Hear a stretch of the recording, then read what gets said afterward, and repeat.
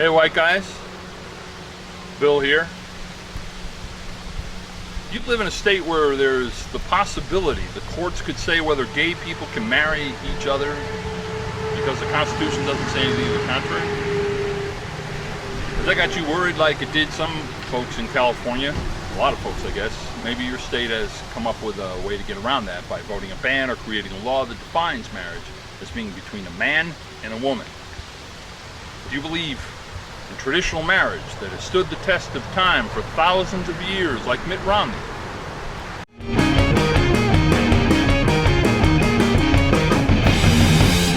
Well, you know what? You know what traditional marriage is? I mean, if you want to go biblical on this one, marriage used to be an economic transaction. Back in the day, you picked up a wife for breeding purposes, and you usually traded some farm animals for it. The rich kings did it to prevent other kingdoms from trying to invade. You know, remember, Bub, I got your daughter in a tower. And it certainly wasn't so restrictive as one man, one woman. Hell no. It could be one man and as many women as he could handle, or however many goats he had. And it's weird, you kind of think that Mitt Romney would have remembered that because his grandfather had 5 wives at the same time. So for better or for worse, that kind of marriage doesn't really come up all that much anymore. So the institution of marriage has changed to fit the times. Nowadays, a lot of people get married because they think they love the other person. Whatever, I don't know. That's as good a reason as any, I suppose. Worked for me. Didn't work out for some, though. About 50% of marriages in this country end in divorce. But if you're really still concerned about the sanctity of marriage, you might want to focus less on same-sex marriage and consider outlawing divorce. That's where the real problem is when you get right down to it. People getting married based on hormonal impulses doesn't really seem to result in a whole lot of sanctity, if you ask me.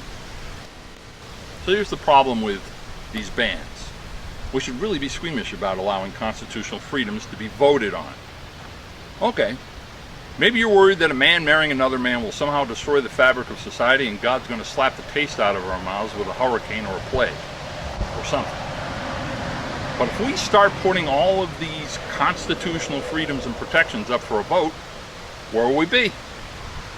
For instance, what if folks in Massachusetts decided to vote to alter the Second Amendment because some people felt like guns were more of a threat to the health of society than same-sex marriage?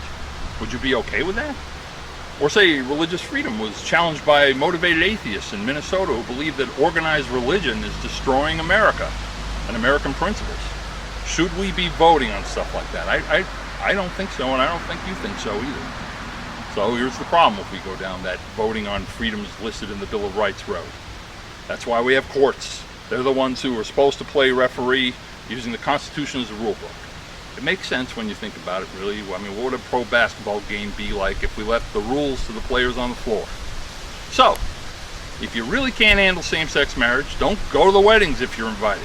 That's what I did when Kim Kardashian got married, and knock on wood, my marriage wasn't phased a bit. Thanks for your time. I'll talk to you later.